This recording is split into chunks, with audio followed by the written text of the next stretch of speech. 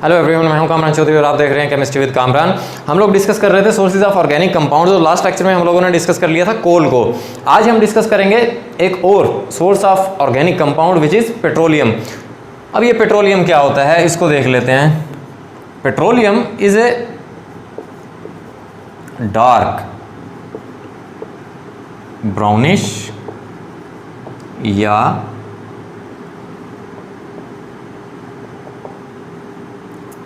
Greenish black viscous liquid, ठीक है, जिसको आप क्या बोलते हैं, क्रूड ऑयल भी बोलते हैं। ब्राउनिश या ग्रीनिश ब्लैक कलर का विस्कस लिक्विड होता है, मींस के गाढ़ा लिक्विड होता है, चिपचिपा लिक्विड होता है, जिसको आप क्रूड ऑयल बोलते हैं, राइट। सो पेट्रोलियम मिक्सचर होता है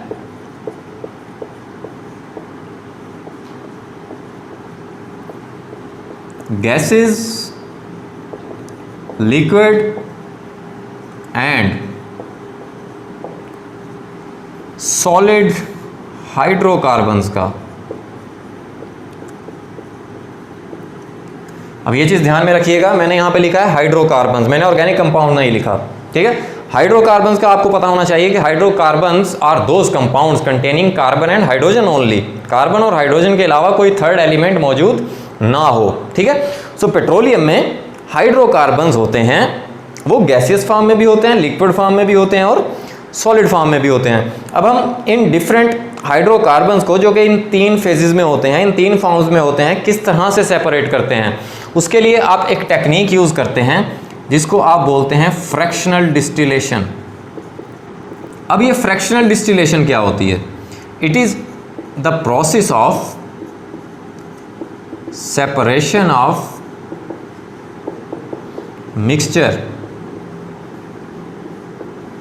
into its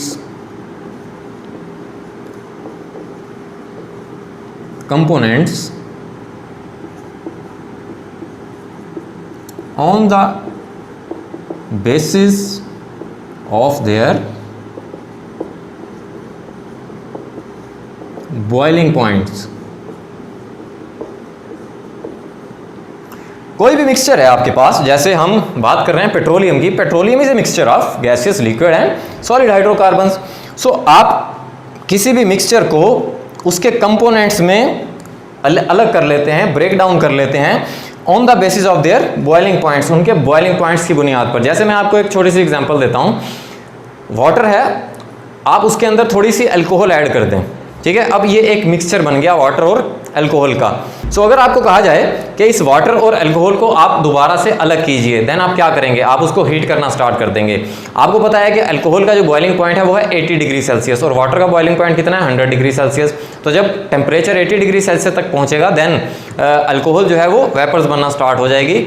सबसे पहले आप अल्कोहल को अलग करेंगे, राइट, उसको आप कंडेंस कर लेंगे। इस तरह से आप अल्कोहल और वाटर को सेपरेट आउट कर सकते हैं। सिमिलरली इसी तरह से एक फ्रैक्शनेटिंग कॉलम होता है, ठीक है, उसमें आप इस क्रूड ऑयल को, पेट्रोलियम को डालते हैं और इसको हीट करना स्टार्ट कर देते हैं। डिफरेंट बॉइलिंग पॉइंट्स पे आपको डिफरेंट हाइड्रोकार्बन्स मिलना स्टार्ट हो जाते हैं इन दीज थ्री फॉर्म्स, ठीक है। गैसियस फॉर्म में भी मिलता है आपको, लिक्विड फॉर्म में भी मिलते हैं और सॉलिड फॉर्म में भी मिलते हैं, राइट। सो इस तरह से आप पेट्रोलियम से थाउजेंड्स ऑफ हाइड्रोकार्बन्स आप हासिल कर सकते हैं। ऑर्गेनिक कंपाउंड का नेक्स्ट सोर्स जो है वो है नेचुरल गैस। अब neचुरल गैस क्या होती है? Natural gas is a low molecular mass या लो बॉइलिंग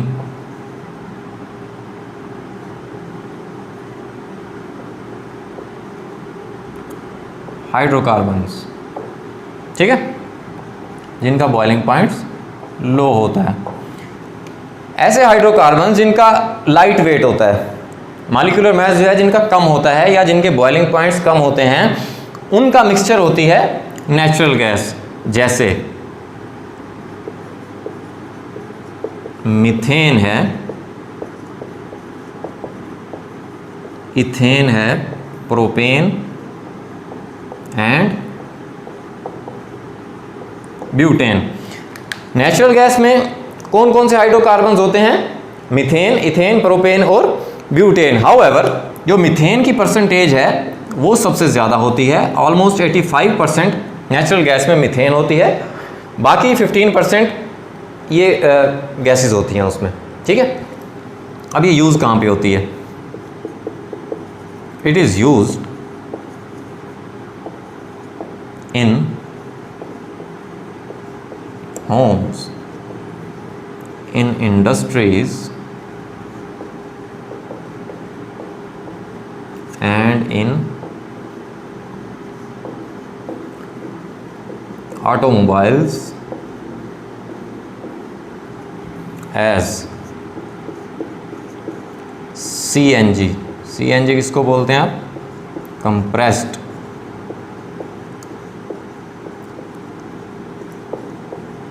नेचुरल गैस। ठीक है, ये एज ए फ्यूल यूज़ होती है कहाँ कहाँ पर? घरों में, इंडस्ट्रीज़ में और गाड़ियों में। गाड़ियों में कैसे यूज़ करते हैं आप? एज ए CNG, जिसको आप कंप्रेस्ड नेचुरल गैस बोलते हैं, और घरों में जो आपकी गैस आ रही है जिसको आप सुई गैस बोलते हैं। ठीक है, यही बेसिकली क्या होती है? नेचुरल गैस होती है, which is a mixture of methane, ethane, propane and butane. It is also used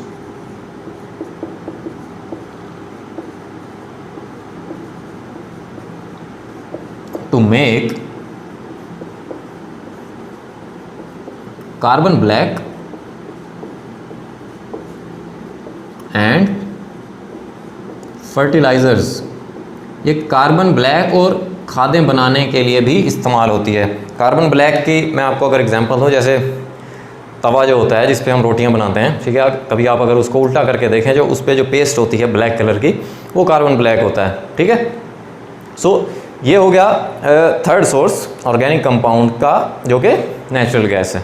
आपकी बुक में जो नेक्स्ट हेडिंग है 11.2.4 विच इज़ प्लांट्स। ठीक है, प्लांट्स का हम लोग पहले डिस्कस कर चुके हैं कि प्लांट्स से आप कौन कौन से ऑर्गेनिक कंपाउंड्स हासिल करते हैं? Carbohydrates, proteins, vitamin and oils. So हम नेक्स्ट हेडिंग की तरफ चलते हैं, which is synthesis in laboratory. Organic compounds को आप लेबॉर्ट्रीज में भी प्रिपेयर कर सकते हैं। ठीक है, अब इसमें जो थ्योरी है वो उसको हम एक्सप्लेन करते हैं। अब अगर आप बात करें मोर देन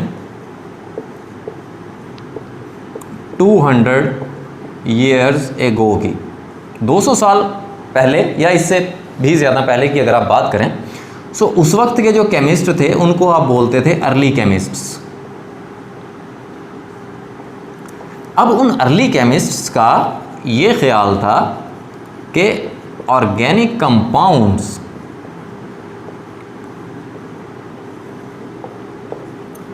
जो ऑब्टेन होते हैं वो जस्ट कहाँ से ऑब्टेन हो सकते हैं? फ्रॉम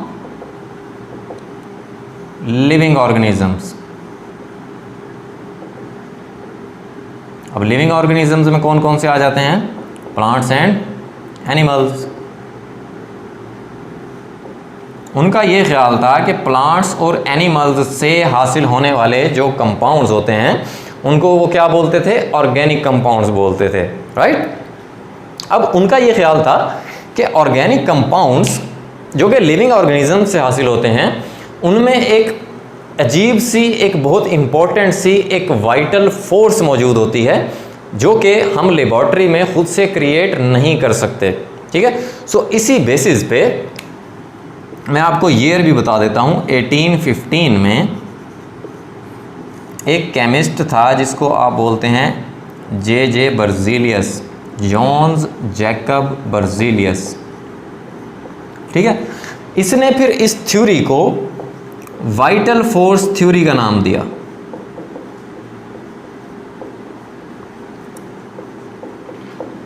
कि ऑर्गेनिक कंपाउंड्स के दरमियान एक ऐसी वाइटल, एक मिस्टीरियस, एक अजीब सी, एक बहुत इंपॉर्टेंट फोर्स होती है जो कि हम खुद से प्रोड्यूस नहीं कर सकते, खुद से क्रिएट नहीं कर सकते।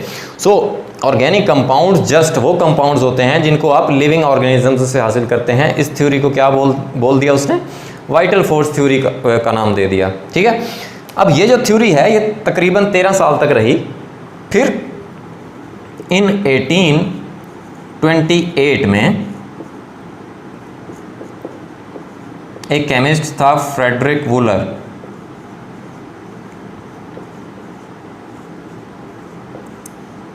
उसने क्या किया, वाइटल फोर्स थ्योरी को रिजेक्ट कर दिया। कैसे? उसने एक इनऑर्गेनिक कंपाउंड से ऑर्गेनिक कंपाउंड प्रिपेयर कर दिया।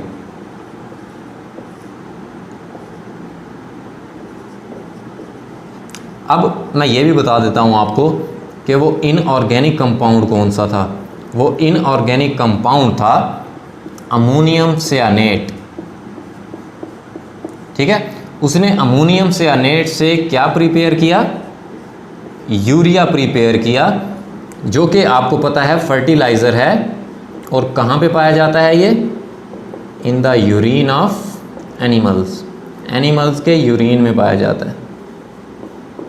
ठीक है, 1828 में फ्रेडरिक वूलर ने इनऑर्गेनिक कंपाउंड से ऑर्गेनिक कंपाउंड प्रिपेयर किया।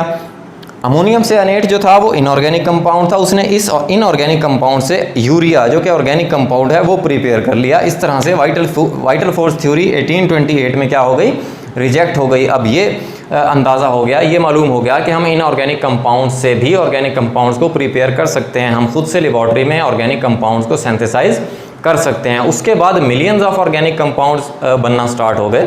ठीक है, एक अंदाजे के मुताबिक 10 मिलियन से ज़्यादा, मीन्स के 1 करोड़ से ज़्यादा ऑर्गेनिक कंपाउंड्स अब तक पाए जाते हैं।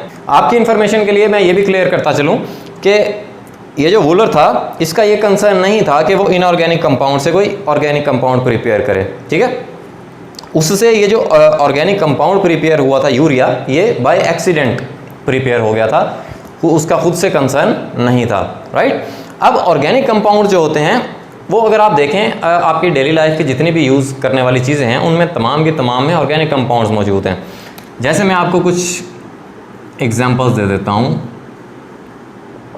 ऑर्गेनिक कंपाउंड्स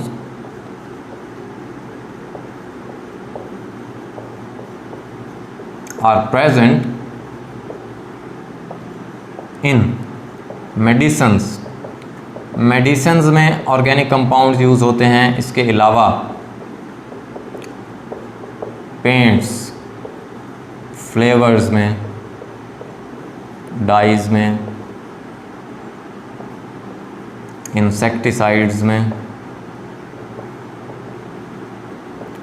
पेस्टिसाइड्स में, कॉस्मेटिक्स में, ਜਿਹੜੀ ਤੁਸੀਂ फायजा ब्यूटी क्रीमा लगाते हो ना। ठीक है, सो कॉस्मेटिक्स में आप यूज़ करते हैं। इसके अलावा वार्निशेस में, वार्निशेस का मैं आपको पहले भी बता चुका हूँ। वार्निश क्या होता है, एक ट्रांसपेरेंट सी पेंट टाइप, एक ट्रांसपेरेंट लिक्विड होता है जो कि आप फिनिशिंग के लिए आप यूज़ करते हैं, लाइक फर्नीचर वगैरह की फिनिशिंग के लिए।